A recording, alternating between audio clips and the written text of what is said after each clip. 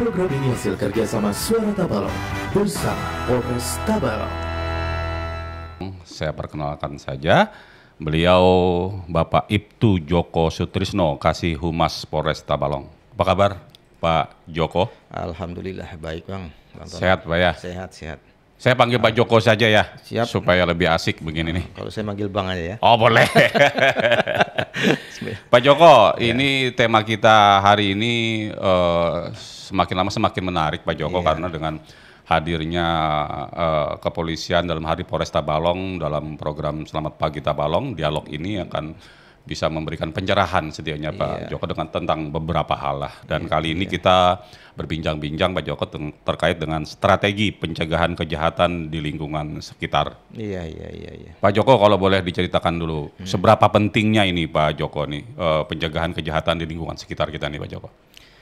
Yang jelas sangat penting Pak ya. Ya karena selama ini kan tugas kepolisian adalah untuk menjaga pemeliharaan keamanan dan ketertiban masyarakat. Ya tentunya di situ adalah kegiatan untuk mencegah terjadinya suatu perbuatan pidana atau kejahatan yang dialami oleh masyarakat. Tentunya hal-hal ini juga kita harus perlu sampaikan kepada masyarakat bagaimana agar kejahatan itu tidak terjadi atau minimal diminimalisir lah agar tidak bisa terjadi atau dialami oleh masyarakat khususnya di wilayah Tabalong, begitu Pak. Oke, jadi artinya ada upaya untuk meminimalisir begitu Pak Joko. Ya. Pak Joko, kalau boleh dijelaskan Pak Joko, umumnya kejahatan-kejahatan apa saja sih Pak yang sering terjadi lah, terutama di lingkungan perumahan kah, komplek kah, atau kampung lah begitu kira-kira? Sebelum kita melangkah ke situ Bang ya, mungkin tentunya kita harus berbicara apa sih yang menjadi faktor terjadinya tindak kejahatan itu Bang ya. Mungkin yang pertama adalah karena lingkungan yang kurang pengawasan. Oh ya? Keadaan yang memungkinkan sebuah perbuatan kejahatan itu akan terjadi Bang ya. Contohnya tadi mungkin di perumahan ya. Bisa saja itu terjadi mungkin ya pencurian ya atau mungkin kasus-kasus lain. Faktor penyebab yang lain adalah karena kurang kepedulian sosialnya Bang, kurang peduli sosial, tidak saling mengenal antar sesama tetangga, ya tidak mengenal. Itu mungkin sering terjadi di perkotaan Bang ya, mungkin antara tetangga tidak saling mengenal, ya sehingga apabila terjadi sebuah kasus tindak pidana, ya itu sangat minim sekali data yang bisa kita kumpulkan terkait perbuatan tersebut. Itu yang kedua, mungkin adanya peluang kejahatan itu juga bisa timbul karena mungkin kondisi masyarakat yang kurang peduli tadi dengan lingkungannya Pak. Mungkin ya rumah tidak dikunci, kendaraan ditinggal begitu saja, sehingga itu kan akan membuat peluang kejahatan itu atau mengundang perbuatan kejahatan itu akan terjadi Bang ya. Dan yang keempat mungkin karena faktor ekonomi, ya pengangguran, tekanan hidup, atau orang yang terpengaruh dengan narkoba. Kejahatan-kejahatan yang seperti Abang tanyakan tadi yang sering terjadi di Tabalong ini adalah mungkin pencurian, ya penggelapan. Mungkin itu yang sering terjadi di Tabalong Bang. Oke. Ya. Pak Joko, kalau boleh saya katakan bahwa upaya-upaya untuk itu melihat daripada gejala-gejala tersebut ya. Namun sebelum saya lanjutkan pertanyaan Pak Joko, bolehkah kita menerima atensi dari luar Pak Joko lewat pertanyaan-pertanyaan? Boleh ya? Oh boleh, silakan. Barangkali masyarakat pengen tanya dengan Pak Joko nih, kebetulan ada Pak Joko ini ya kan? Iya. Mungkin ada pertanyaan-pertanyaan. Silakan lewat layanan Facebook ya. Buat Anda yang pengen bergabung atau lewat line telepon ya. Oke, nanti akan kita hadirkan pertanyaan-pertanyaan Anda pada segmen terakhir ya.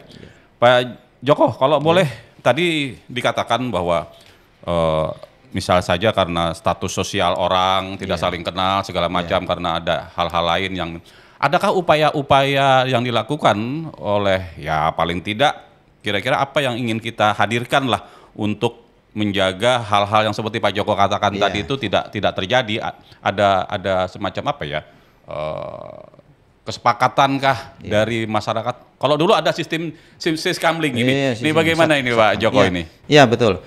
Untuk meningkatkan kesadaran masyarakat supaya tidak supaya lebih peduli dalam ini yang pertama ya menjaga Kamtibmas.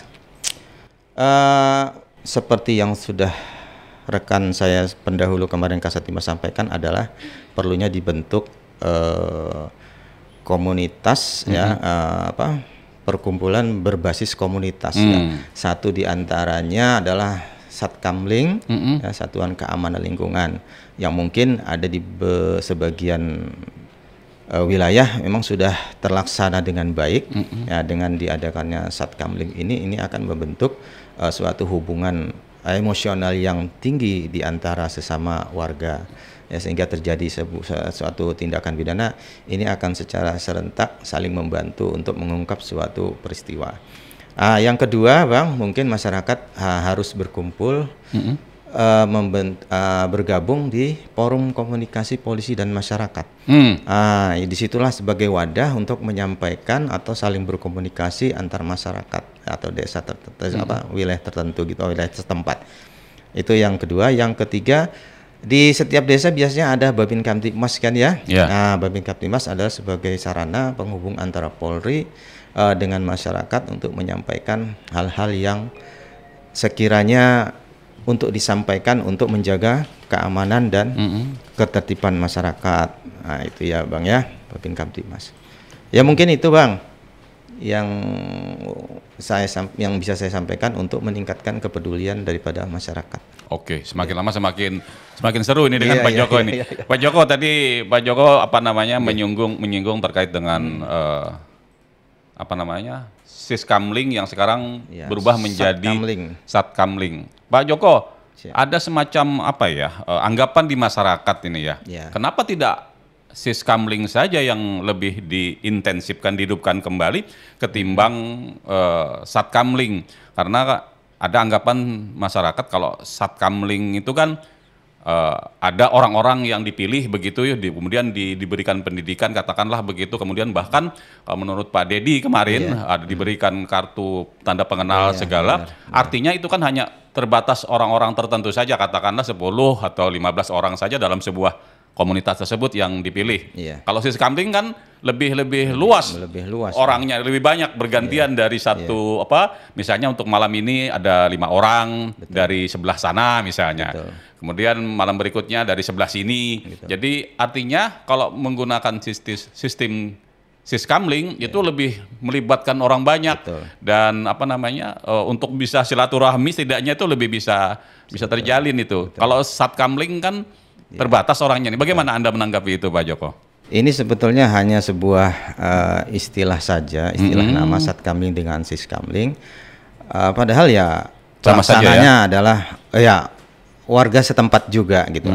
Mungkin siskamling dengan satkamling, mungkin satkamling lebih terorganisir gitu ya. Secara organisasi lebih terorganisir dan bisa ditentukan jadwalnya, dan mungkin yang ikut dalam satkamling mungkin ya orang-orang yang sekitar situ juga ya. Sekitar situ yang mungkin kegiatannya waktu luangnya sangat banyak gitu Pak. Mungkin kan ada dari warga setempat mungkin ada yang pekerja malam yang tidak bisa melaksanakan tugas satkamling. Mungkin dengan Satuan Kamling ini lebih terorganisir, siapa-siapa mungkin warga masyarakat yang mempunyai banyak waktu luang yang bisa melaksanakan tugas-tugas satkamling di wilayahnya, mungkin gitu Bang. Oke, teman-teman Halo Polisi, kita akan berbincang-bincang lebih lanjut dengan Pak Ibtu Joko Sutrisno. Beliau adalah Kasih Humas Polresta Balong. Anda juga bisa bergabung bersama kami lewat layanan Facebook ya. Silahkan bergabung, mengajukan pertanyaan-pertanyaan di sana atau lewat line telepon. Tapi nanti Pak Joko ya kita menjawab pertanyaan-pertanyaan itu pada segmen berikutnya. Oke, jangan kemana-mana. Inilah program Halo Polisi. Program ini hasil kerjasama Suara Tabalong bersama Polres Tabalong.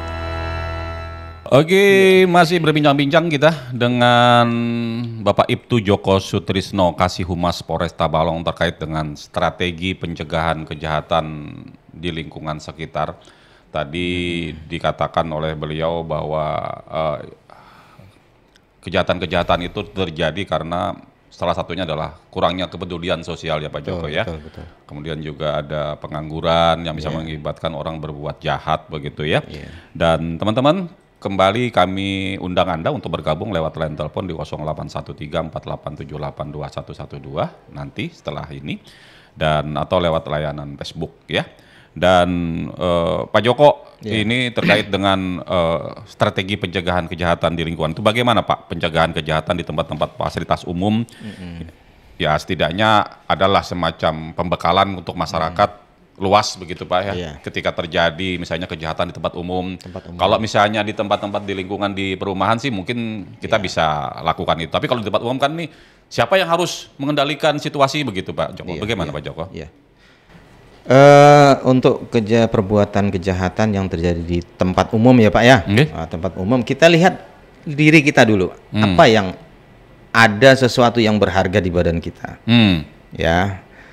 Untuk menghindari terjadinya kejadian kejahatan di tempat umum, ya sebaiknya mungkin kita harus tidak membawa barang-barang berharga.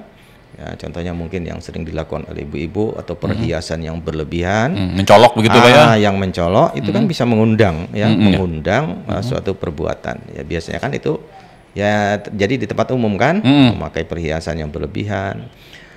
Sudah itu cara bagaimana nanti menggunakan handphone di tempat umum nanti atau bisa karena handphonenya mahal begitu Pak, dirampas karena pencet-pencet itu kan, disamber orang kan, jambret lah, dijambret, ya itulah Pak ya, supaya tidak terjadi, hindari membawa barang-barang yang berharga di tempat-tempat umum, begitu Pak. Dan itu tentang kita Pak. Misalnya kalau kita berada di tempat umum, terus katakanlah kita melihat kejahatan atau sedang terjadi kejahatan, bagi masyarakat umum apa yang harus dilakukan ini Pak Joko? Selain tadi juga kita sudah melakukan tindakan untuk kita diri sendiri kan. Sekarang kalau kita melihat kejahatan misalnya apa yang harus kita lakukan Pak Joko? Apakah kita ikut-ikutan juga ini nih rame-rame begitu? Ya, sebaiknya ya segera dilaporkan ke pihak yang berwajib ya. Laporkan mungkin bisa melalui call center darurat 110 ya. 110 ya. Silahkan hubungi 110 nanti akan diterima. Dan juga saya himbau juga kepada masyarakat ya, ini terkait dengan call center 110 itu sudah aktif di Polresta Balong. Cuma kenyataannya sekarang warga masyarakat banyak yang tidak memahami penggunaan dari 100 ya. Kebanyakan dari keluhan dari SPKT, banyak masyarakat yang mengganggu ya, mengganggu call center 110 itu mungkin sehari bisa berpuluh-puluh kali sekedar menelpon, nanti suara nggak jelas, tutup lagi, begitu lagi seterusnya ya. Jadi saya himbau untuk masyarakat untuk tidak mengganggu layanan 110 ya. Sebetulnya bila mereka menghubungi 110, sebetulnya titik lokasi di mana orang yang menelpon tersebut sudah diketahui sebetulnya. Sudah terlacak Pak ya? Sudah terlacak ya. Jadi saya ingatkan masyarakat jangan mempermainkan call center 110.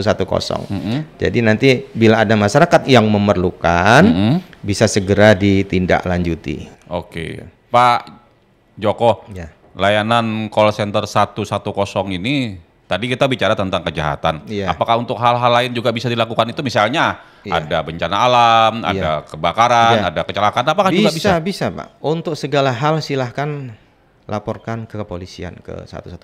Oke, baik. Jadi responnya dari pihak kepolisian sudah bisa ditindaklanjuti begitu? Sudah bisa ditindaklanjuti. Oke, Pak Joko sudah ada respon dari teman-teman di luar sana?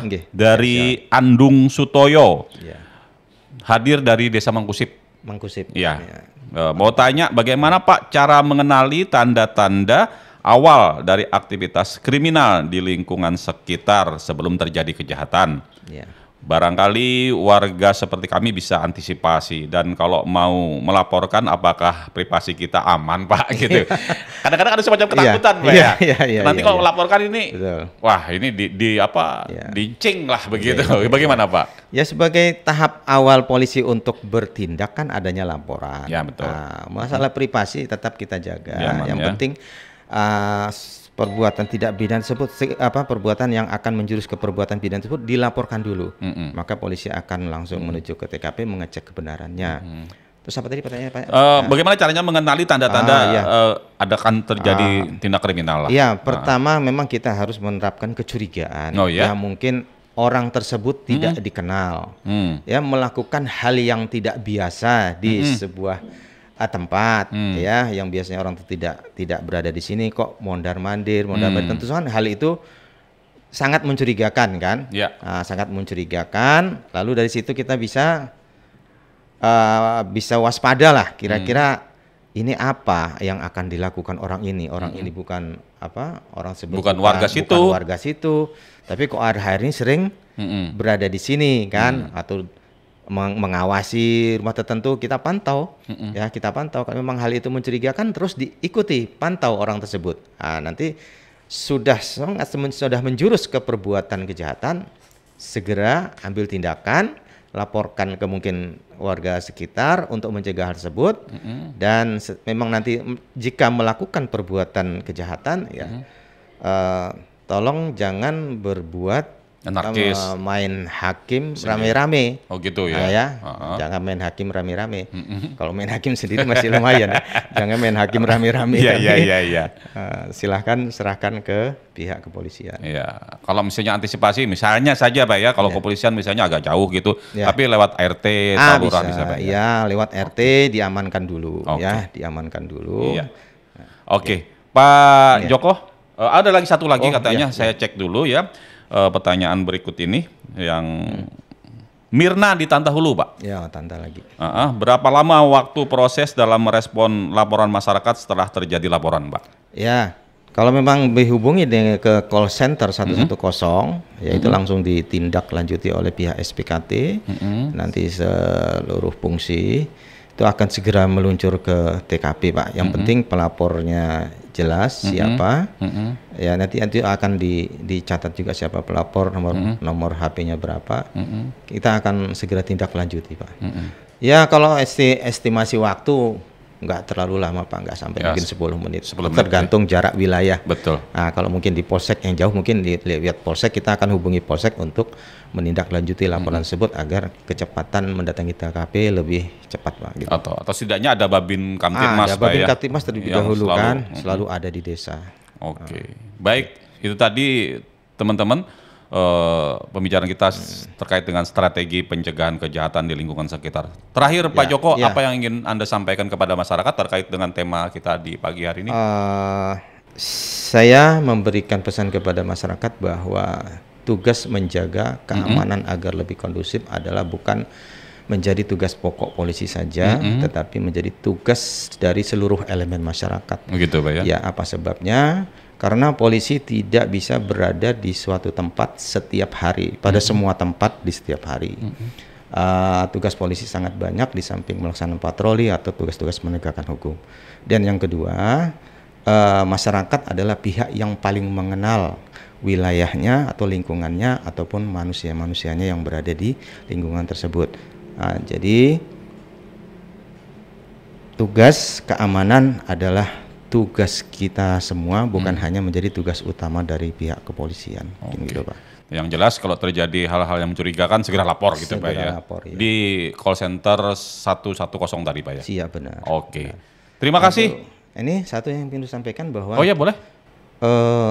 Untuk laporan pengaduan, mungkin keluhan-keluhan masyarakat terkait Harkamtibmas ataupun maupun pelanggaran-pelanggaran yang dilakukan oleh anggota Polri, ya sekarang sudah IG Kapolres Tabalong, ya, silahkan sampaikan di situ agar kita bisa menindaklanjuti apa yang terjadi di masyarakat. Ya, IG Kapolres Tabalong, silahkan apa yang menjadi keluhan mungkin terkait layanan atau pelanggaran anggota atau masalah Harkamtibmas, ya begitu, bisa disampaikan ke IG Kapolres Tabalong. Kita akan tindak lanjuti, Pak. Artinya siapapun ketika melanggar hukum ada tindakan lah Pak ya. Ada tindakan Pak. Termasuk Ya. Pak polisinya juga Be. Betul, kita sangat Wis, terbuka Pak. Kita Luar sangat biasa terbuka, Pak. banget. Nggih. Baik, Ibtu Joko Sutrisno Kasih Humas Polresta Balong, terima kasih Ya. telah hadir di studio kami saat ini. Siap. Mudah-mudahan apa yang kita perbincangkan ada manfaatnya Pak ya. Ya, terima kasih Dan Pak. setidaknya memberikan pencerahan, edukasi pada masyarakat bahwa seperti yang Bapak katakan tadi penting untuk menjaga lingkungan sekitar. Betul. Dan itu adalah tanggung jawab kita bersama Pak Betul, Joko ya. betul. Oke,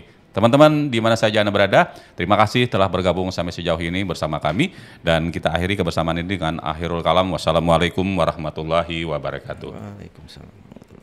Program ini hasil kerjasama Suara Tabalong bersama Polres Tabalong.